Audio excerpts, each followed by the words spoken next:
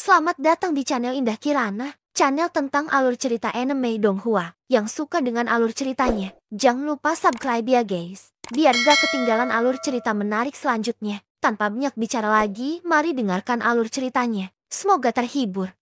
Bab ke-126. Pada saat yang sama, ketika Xiaoyan baru saja meninggalkan asosiasi alkemis, tubuh Wei, yang duduk di depan kuali obat di ruang pemurnian pil, gemetar hebat saat ini. Pada saat ini, ada amarah yang mengamuk di dalam sepasang mata tua teduh yang hendak menyembur keluar. Adegan ini juga menyebabkan pria berjubah hitam, yang berdiri dengan hormat di sampingnya, mengungkapkan ekspresi yang lebih ketakutan. Kepalanya, yang awalnya diturunkan, semakin diturunkan pada saat ini. Dia bahkan tidak berani bernapas dengan keras. Butuh waktu lama kemudian sebelum Wei dengan paksa menarik diri dari hatinya yang dipenuhi amarah. Dia menekan amarah di dalam hatinya dan bertanya pada pria berjubah hitam di sampingnya. Guli yang tua itu, kenapa dia mencari Yan Xiao? Pria itu terkejut. Dia sekali lagi berteriak dengan getir di dalam hatinya. Sebelumnya, dia diinterogasi oleh Xiao Yan. Saat ini, dia sedang ditekan oleh Wei. Lupakan dia yang tidak mengetahuinya. Bahkan jika dia mengetahuinya, kemungkinan besar dia sudah sangat ketakutan hingga dia benar-benar lupa. Setelah terkejut cukup lama, pria berjubah hitam ini akhirnya membuka mulutnya dan perlahan berkata dengan tubuh gemetar. Wei, Tuan Wei. Junior ini juga tidak menyadarinya. Sebelum suaranya terdengar, sebuah suara yang dipenuhi dengan aura yang mengesankan telah keluar dari mulut Wei, menyebabkan seluruh ruangan bergetar hebat. Setelah merasakan benang ketidakpuasan di hati Wei, tubuh pria berjubah hitam itu tiba-tiba menjadi lunak. Dia langsung berlutut di tanah dan wajahnya sepucat kertas. Maksudmu kamu tidak tahu? Wei berhenti sejenak. Dia tidak peduli dengan pria berjubah hitam yang berlutut di tanah. Sebaliknya, matanya sedikit menyipit. Mereka berubah menjadi garis tipis saat dia menatap api yang mengamuk yang menyala di dalam kuali obat di depannya. Dia perlahan mengangkat tangannya, menyusul gelombang kekuatan tak kasat mata. Nyala api di dalam kuali obat juga berubah bentuk, berubah menjadi binatang ajaib yang terlihat sangat brutal. Wei segera membuka mulutnya dan bertanya dengan lembut. Merasakan tekanan spiritual yang kuat dari telapak tangan Wei, tenggorokan pria berjubah hitam itu berguling sedikit saat dia melirik ke arah binatang ajaib yang menakutkan di dalam kuali obat. Dia hendak membuka mulutnya. Jika kamu tidak mengatakan apa-apa itu, berarti kamu mengakuinya. Tangan Wei yang terbentang di depannya tiba-tiba terkepal setelah kata-kata itu diucapkan. Sebuah pemikiran juga muncul, api mengamuk yang menakutkan.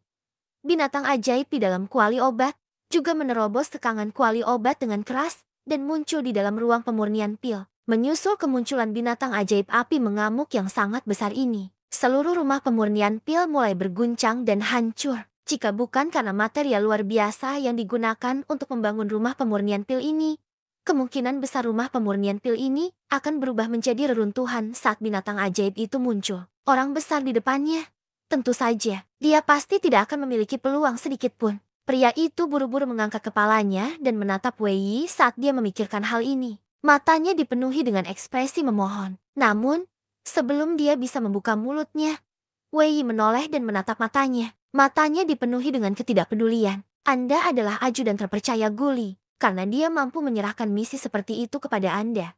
Itu wajar karena dia sangat mempercayai Anda. Sekarang setelah Anda mengkhianatinya, hanya masalah waktu sebelum dia mengetahuinya. Pada saat itu, Anda akan kesulitan melarikan diri dari kematian apapun yang terjadi. Daripada berubah menjadi abu dan kehampaan. Kenapa kamu tidak membantuku ketika seseorang bersedia membelinya di kemudian hari? Itu bisa dianggap menunjukkan sedikit nilai Anda. Ekspresi pria itu langsung berubah saat kata-kata Wei terdengar. Dia secara alami memahami arti di balik kata-kata Wei. Segera, seluruh orangnya menjadi gila saat dia membentak Wei dengan histeris. Wei, Anda telah melanggar aturan dunia alkemis. Semua makhluk hidup di dunia ini tidak dapat diubah menjadi pil yang bertentangan dengan surga. Jika kamu dengan paksa menyaringku menjadi pil obat hari ini, kamu pasti akan dikepung dan diserang oleh asosiasi alkemis dan berbagai faksi besar. Wei bertindak seolah-olah dia tidak mendengar ini. Tawa dingin keluar dari mulutnya. Sudut mulutnya terangkat membentuk lengkungan sedingin es saat dia dengan lembut membuka mulutnya dan tertawa. Benar, jika berita ini menyebar, diriku yang lama tentu saja akan menerima sedikit kecaman. Saya pasti tidak akan bisa terus tinggal di asosiasi alkemis ini. Namun, Jangan bilang padaku bahwa kamu tidak menyadari bahwa hanya ada kita berdua di ruang pemurnian pil ini. Bahkan jika ada kerusuhan di sini, bukankah normal jika kuali meledak saat memurnikan pil? Setelah suaranya terdengar, Waging Flame Magical Beast yang sangat besar telah menelan pria berjubah hitam itu dalam satu tegukan tanpa menunggu dia memohon belas kasihan. Ini menelan pria berjubah hitam hidup-hidup. Setelah kembali ke ruang tamu, kepala Xiaoyan jatuh ke tempat tidur. Memadatkan avatar dalam jangka waktu yang lama memang menyebabkan hati Xiaoyan merasa agak lelah. Ketika dia memikirkan dua lawan yang masih dia miliki, hatinya ingin beristirahat dengan baik. Pertemuan besar alkemi sudah dekat. Jika dia tidak mencapai kondisi puncaknya, dia pasti akan menderita kerugian ketika saatnya tiba. Saat Xiaoyan berpikir seperti ini di dalam hatinya, pernapasan seluruh tubuhnya secara bertahap menjadi seimbang. Namun, saat Xiaoyan hendak tertidur lelap, matanya yang tertutup lembut tiba-tiba terbuka. Tubuhnya berputar dan dia duduk. Cahaya api langsung melintas di matanya yang jernih. Xiaoyan melambaikan lengan bajunya yang besar dan ruang di depannya langsung terkoyak, membentuk celah spasial yang lebarnya lebih dari 10 kaki. Sebuah pemikiran melintas di benaknya dan kuali obat hijau emas setinggi puluhan kaki melayang masuk ruang di depan Xiaoyan. Xiaoyan tidak memiliki keberanian untuk membiarkan orang besar ini jatuh ke tanah. Jika dia melakukannya, Xiaoyan yakin penginapan ini tidak akan memiliki kesempatan untuk ada. Kuali obat besar yang diambil Xiaoyan adalah kuali ilahi Luotian yang menduduki peringkat kedua pada peringkat kuali surgawi yang dia peroleh di kota Yanluo. Sejak Xiaoyan mendapatkan Luotian Divine Cauldron, dia hampir melupakannya. Selama berada di kota liar kuno, berbagai hal telah terjadi terus-menerus. Akibatnya, Xiaoyan tidak dapat mengingat masalah ini. Sekarang, sudah waktunya dia memperhatikan Luotian Divine Cauldron ini dengan baik. Ketika Xiaoyan baru saja mendapatkannya, dia hanya melihatnya sekilas. Sekarang setelah dia melihatnya dengan cermat, kuali ilahi Luotian ini benar-benar bisa disebut sebuah karya seni. Yang tergambar di badan kuali adalah dunia yang berputar. Segala sesuatu di dunia ini tercermin di dalamnya, seolah-olah seluruh dunia termasuk di dalamnya. Kuali ilahi Luotian ini sebenarnya mencakup seluruh dunia. Memang layak menduduki peringkat kedua di peringkat kuali surgawi, dibandingkan dengan binatang ajaib kuno di kuali 1000 binatang. Kuali ilahi Luotian ini bahkan lebih mengesankan. Ia mampu menaklukkan orang lain dengan kekuatannya. Itu menakutkan. Namun, di bawah pemeriksaan cermat Xiaoyan, garis retakan muncul di badan kuali. Xiaoyan sangat terkejut dengan kerusakan pada Luotian Divine Cauldron. Kuali ilahi Luotian adalah eksistensi menakutkan yang berada di peringkat kedua dalam peringkat kuali surgawi. Reputasinya di benua ini secara alami diketahui oleh semua orang. Tidak mungkin siapapun yang mendapatkannya akan rusak. Namun, dari kelihatannya, kuali ilahi Luotian tidaklah sederhana. Ini kuali ilahi Luotian. Bocah, kamu telah menemukan beberapa hal baik saat lelaki tua ini tertidur. Tiba-tiba suara guyu sepertinya ditransmisikan dari dasar neraka. Itu samar-samar ditransmisikan ke telinga Xiaoyan, menyebabkan ekspresi Xiaoyan tanpa sadar menjadi pucat. Bab ke-127.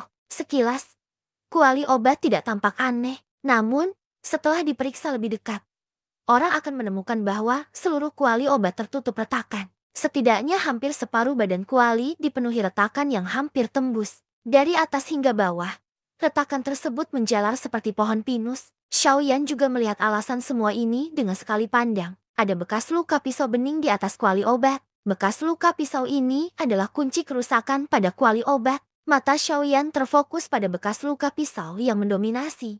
Hatinya juga sangat terkejut karenanya. Kuali ilahi Luotian berada di peringkat kedua dalam peringkat kuali surgawi. Terlepas dari seberapa besar hal itu dapat meningkatkan tingkat keberhasilan penyulingan obat, hanya bahan yang digunakan untuk memurnikan Luotian Divine Cauldron saja yang luar biasa. Sepotong emas hijau matahari surgawi adalah sesuatu yang bahkan seluruh kekayaan ahli transformasi asal tidak dapat dibandingkan. Kuali ilahi Luotian ini terbuat dari seluruh bagian emas hijau matahari surgawi. Ini juga merupakan alasan mengapa ia mampu mempertahankan bentuk aslinya tanpa pecah setelah rusak parah. Ini adalah pertama kalinya Xiaoyan melihat kuali obat yang begitu kuat selama bertahun-tahun. Xiaoyan perlahan mengangkat tangannya. Ujung jarinya menyapu bekas luka pedang yang mendominasi. Saat mereka melakukan kontak, aura yang sangat mendominasi dan menakutkan yang ditinggalkan oleh orang sebelumnya langsung keluar dari bekas luka pedang. Itu menyerang tubuh Xiaoyan, menyebabkan ekspresi Xiaoyan langsung menjadi pucat.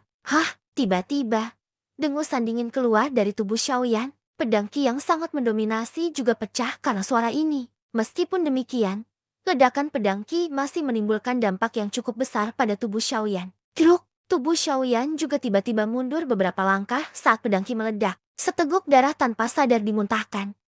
Aura pedang yang tersisa sebenarnya berani dipamerkan di depan lelaki tua ini. Lupakan saja hanya aura pedang.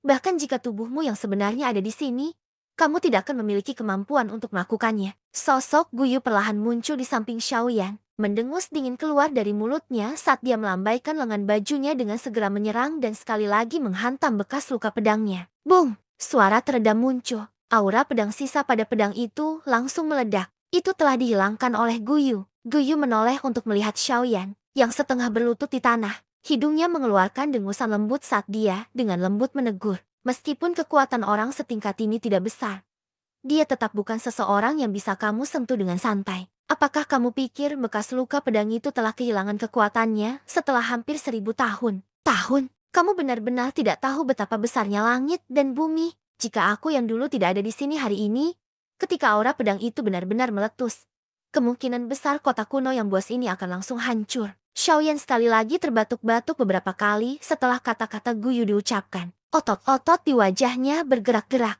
menghancurkan seluruh kota kuno yang buas dengan satu serangan dalam sekejap. Xiaoyan yakin bahkan jika dia menghancurkan dirinya sendiri dengan seluruh kekuatannya dan menggunakan api surgawi di dalam tubuhnya, dia tidak akan mampu menciptakan serangan menakutkan seperti itu. Namun, pada saat ini, aura pedang sekecil itu sebenarnya mampu untuk menciptakan serangan yang menakutkan. Ini benar-benar mengejutkan. Xiaoyan diam-diam bersukacita di dalam hatinya sambil merasa terkejut. Beruntung Gutua hadir hari ini. Kalau tidak, dia bahkan tidak akan tahu bagaimana dia mati. Dalam hati Xiaoyan, dia menjadi semakin penasaran dengan ahli yang meninggalkan bekas luka pisau ini. Untuk dapat meninggalkan aura pedang yang begitu kuat yang tidak menyebar setelah 1000 tahun, kekuatan ahli ini kemungkinan besar setidaknya berada pada level Origin King yang hebat. Level Origin King yang hebat. Xiaoyan saat ini bahkan tidak berani membayangkannya. Seorang ahli tingkat itu akan mendapat tempat bahkan di benua itu. Namun,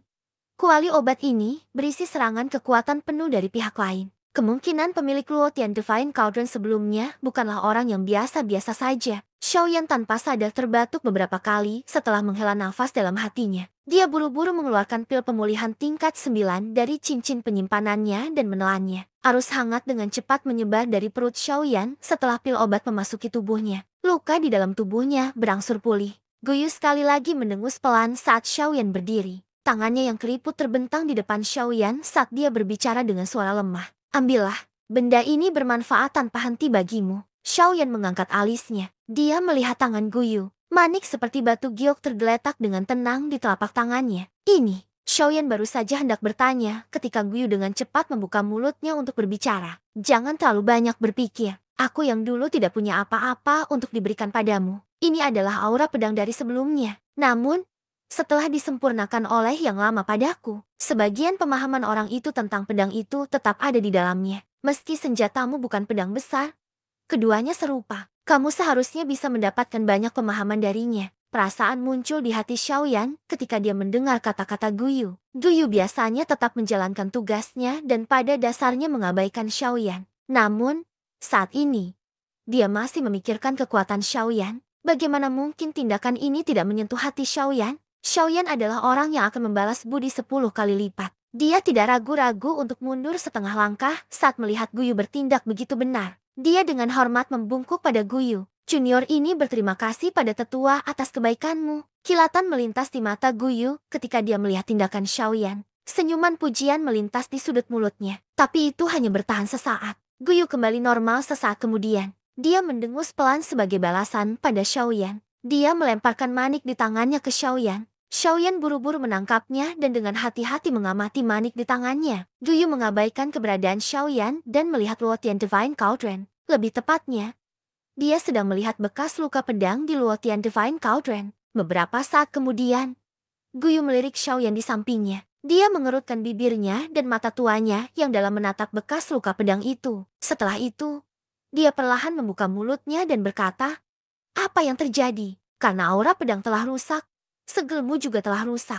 Apakah Anda tidak berencana untuk keluar dan memberitahu kami untuk mengenal Anda? Atau apakah kamu ingin aku yang tua ini menyeretmu keluar secara pribadi? Ekspresi Xiaoyan berubah setelah Guyu mengucapkan kata-kata ini. Dia menatap Guyu dan mengerutkan kening. Dia mengikuti pandangan Guyu dan ekspresi matanya berubah lagi. Guyu sebenarnya sedang berbicara pada bekas luka pedang. Merasakan sesuatu setelah kata-kata Guyu terdengar. Setelah ragu-ragu sejenak, akhirnya dia menghela nafas. Setelah itu, sosok manusia transparan perlahan melayang keluar dari Luotian Divine Cauldron dan muncul di depan mata Xiaoyan dan Guyu. Bersambung ke bab selanjutnya.